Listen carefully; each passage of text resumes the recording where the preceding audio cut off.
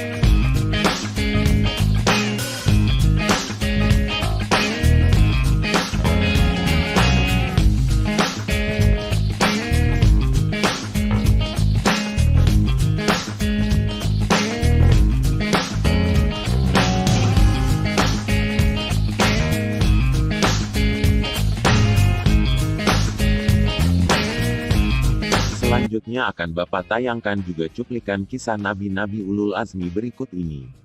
Silahkan simak baik-baik. Selamat menyaksikan. Nabi Nuh alaihi salam. Setelah Nabi Idris wafat, manusia mulai membuat patung yang mirip dengan pemimpin mereka dan menyembahnya seperti menyembah pada Allah.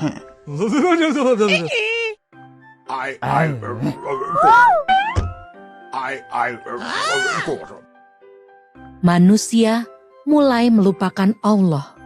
Mereka kini menyembah pada patung dan berhala. Saat itulah Allah mengangkat Nabi Nuh sebagai penunjuk jalan yang benar bagi manusia. Terima kasih atas segala perhatian. Mohon maaf atas segala kekurangan. Akhirul kalam. Nabi Nuh Wassalamualaikum berdakwah warahmatullahi agar wabarakatuh. kaumnya kembali beriman pada Allah. Namun, seruan Nabi Nuh tidak dihiraukan, termasuk istri dan anak Nabi Nuh. Mereka tetap saja menyembah patung berhala.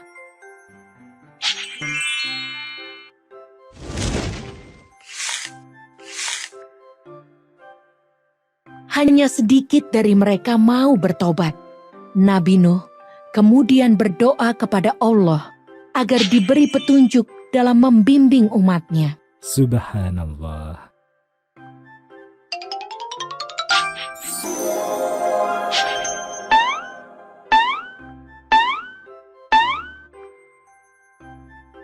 Allah berfirman agar Nabi Nuh membuat sebuah kapal yang sangat besar. Kapal itu nantinya akan menyelamatkan manusia dari banjir yang akan segera datang.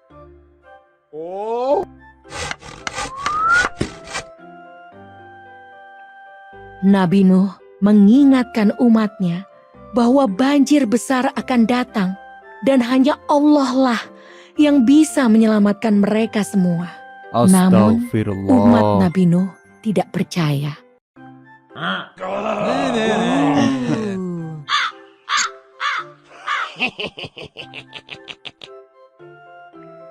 Kapal telah selesai dibuat. Nabi Nuh dan pengikutnya telah selesai bersiap-siap. Sesuai dengan perintah Allah, Nabi Nuh membawa hewan masing-masing sepasang, jantan dan betina.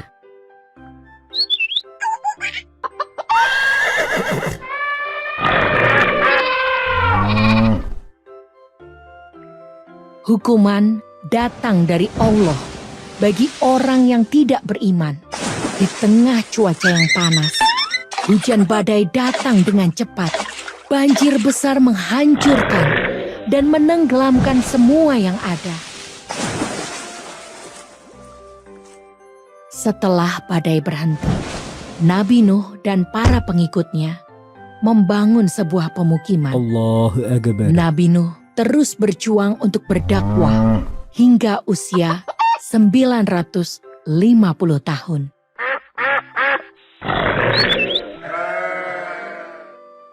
Kisah ini diambil dari surat Al-Ankabut ayat 14 dan 15.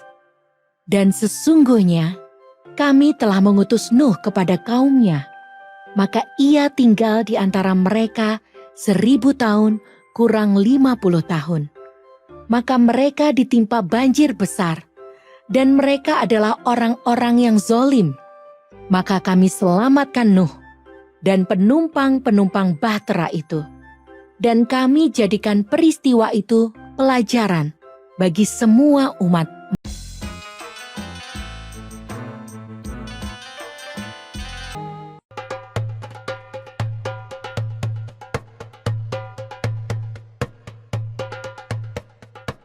Pada suatu hari, Raja Abraha yang kejam dan ribuan pasukannya yang menunggangi gajah bergerak menuju Yaman untuk menyerang dan merebut daerah itu. Sesampainya di Yaman, Raja Abraha seketika sangat marah karena mendapati daerah itu tandus dan telah ditinggalkan oleh penduduknya. Para prajurit pun menunduk dan terdiam takut melihat wajah Raja Abraha yang marah. Raja Abraha kecewa karena keadaan daerah itu tidak sesuai dengan informasi yang telah ia dapat bahwa negeri Yaman sangat subur, hasil buminya melimpah dan banyak penduduk yang memiliki harta benda. Dahulu, Yaman memang merupakan sebuah pusat perdagangan yang terkenal. Namun sejak adanya kota Mekah, para pedagang pun mulai berpindah. Kini Mekah menjadi pusat perdagangan yang baru. Para pedagang pindah ke Mekah karena di Mekah terdapat bangunan Ka'bah yang merupakan tempat beribadah. Raja Abraha kemudian memerintahkan para prajurit dan rakyatnya membangun sebuah tempat ibadah untuk menyaingi Ka'bah. Ia menginginkan tempat ibadahnya lebih megah dan mewah, sehingga Yaman kembali menjadi pusat perdagangan dan Mekah menjadi sepi. Tidak lama kemudian, Yaman mulai dibangun. Semua gajah ikut dikerahkan untuk membantu bala tentara membuat rumah ibadah. Rumah ibadah yang terbuat dari emas dan perak itu pun selesai dibangun. Namun tidak ada seorang pun yang datang beribadah di sana. Raja Abraha pun semakin marah. Raja Abraha berencana menyerang kota Mekah dan memerintahkan pasukan yang menunggangi gajah menuju ke sana. Ketika melewati sebuah peternakan milik Abdul Muthalib, mereka ikut menangkap semua hewan ternaknya. Raja Abraha juga memberitahu Abdul Muthalib bahwa ia hendak meruntuhkan Ka'bah dan memusnahkan kota Mekah. Ketika bangunan Ka'bah sudah terlihat di depan mata, tiba-tiba saja mereka terhenti. Gajah-gajah itu tidak mampu melangkah, kaki-kakinya seperti melekat ke bumi. Berbagai usaha telah dilakukan oleh Raja Abraha dan pasukannya, namun gagal. Gajah-gajah itu ketakutan setelah memandang Ka'bah. Tiba-tiba, langit menjadi gelap gulita. Burung ababil yang berwarna hitam berdatangan dari langit dengan membawa batu kerikil panas dari neraka. Batu itu pun kemudian dilemparkan mengenai Raja Abraha dan para pasukan gajahnya, sehingga mereka seketika binasa. Tidak ada seorang pun yang selamat. Kemudian muncullah sebuah cahaya yang menerangi seluruh penjuru negeri. Cahaya itu datang dari bayi yang digendong oleh Abdul Muthalib yang bernama Muhammad bin Abdullah. Demikian berakhirlah riwayat Raja Abraha dan seluruh pasukan gajahnya. Mereka semua hancur seperti daun-daun yang dimakan oleh ulat, sesuai dengan apa yang ada di dalam surat Al-Fil ayat 1-5. Maha suci Allah atas segala hendak dan kuasanya. Semoga kita selalu diberi perlindungan oleh Allah Subhanahu wa Ta'ala. Amin ya Robbal Alamin.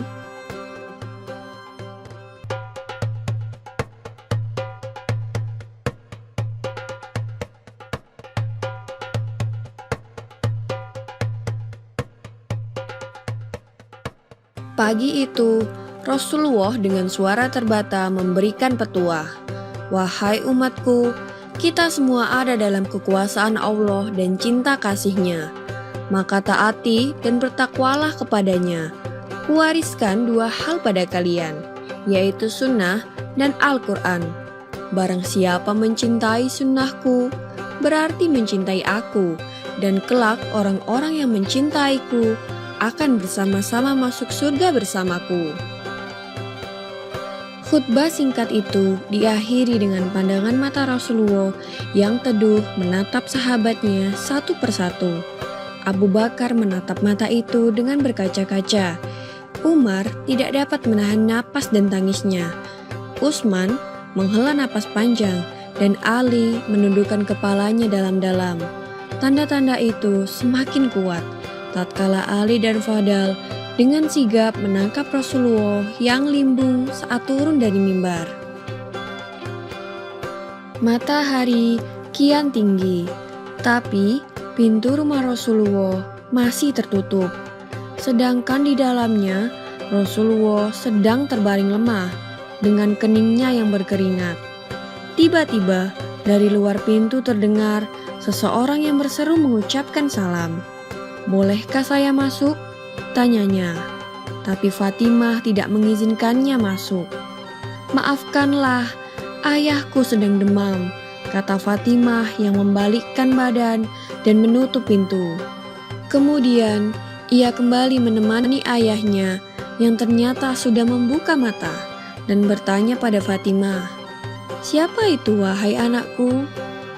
"Tak tahulah ayah, sepertinya baru sekali ini aku melihatnya," tutur Fatimah secara lembut. Lalu Rasulullah menatap putrinya itu dengan pandangan yang menggetarkan. "Ketahuilah, dialah yang menghapuskan kenikmatan sementara. Dialah yang memisahkan pertemuan di dunia. Dialah Malaikatul Maut," kata Rasulullah. Fatimah pun menahan ledakan tangisannya. Malaikat maut datang menghampiri. Tapi Rasulullah menanyakan mengapa Jibril tidak ikut menyertainya. Kemudian dipanggillah Jibril yang sebelumnya sudah bersiap di atas langit dunia menyambut ruh kekasih Allah dan penghulu dunia ini. "Jibril, jelaskan apa hakku nanti di hadapan Allah?" tanya Rasulullah dengan suara yang amat lemah. "Pintu-pintu langit telah terbuka, para malaikat telah menanti rohmu. Semua surga terbuka lebar menanti kedatanganmu," kata Jibril. Tapi ternyata itu tidak membuat Rasulullah merasa lega. Matanya masih penuh dengan kecemasan. "Tidak senangkah engkau mendengar kabar ini, ya Rasulullah?" tanya Jibril lagi. "Kabarkan kepadaku bagaimana nasib umatku kelak," tanya Rasulullah. "Jangan khawatir, wahai Rasulullah, Allah telah berfirman kepadaku, kuharamkan surga bagi siapa saja, kecuali umat Muhammad telah berada di dalamnya," kata Jibril. Detik-detik itu pun semakin dekat. Saatnya Israel melakukan tugas. Perlahan, ruh Rasulullah ditarik. Nampak seluruh tubuh Rasulullah bersimbah peluh. Urat-urat lehernya menegang. "Jibril, betapa sakitnya sakaratul maut ini," perlahan Rasulullah mengadu. Fatimah pun terpejam. Ali yang berada di sampingnya menunduk semakin dalam dan Jibril memalingkan muka. "Jijikkah kau melihatku hingga kau palingkan wajahmu, Jibril?" tanya Rasulullah pada malaikat pengantar wahyu itu. "Siapakah yang sanggup melihat kekasih Allah direnggut ajal?" kata Jibril. Lalu kemudian terdengar Rasulullah mengadu, "Karena sakit yang tidak tertahankan lagi. Ya Allah, dahsyat sekali maut ini. Timpakan saja semua siksa maut ini kepadaku, jangan pada umatku."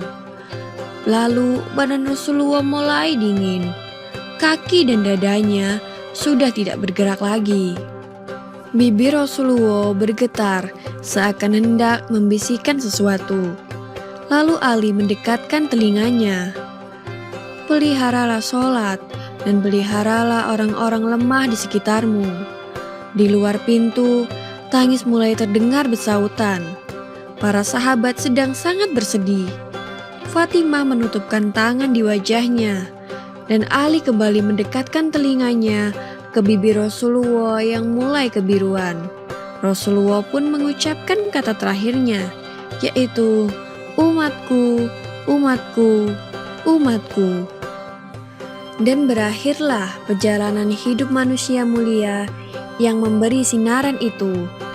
Semoga kita mendapat hikmah dari kisah ini dan semakin menambah kecintaan kita kepada Sang Kekasih Allah, Rasulullah SAW, karena saat akhir hayatnya beliau hanya mengkhawatirkan kondisi umatnya kelak.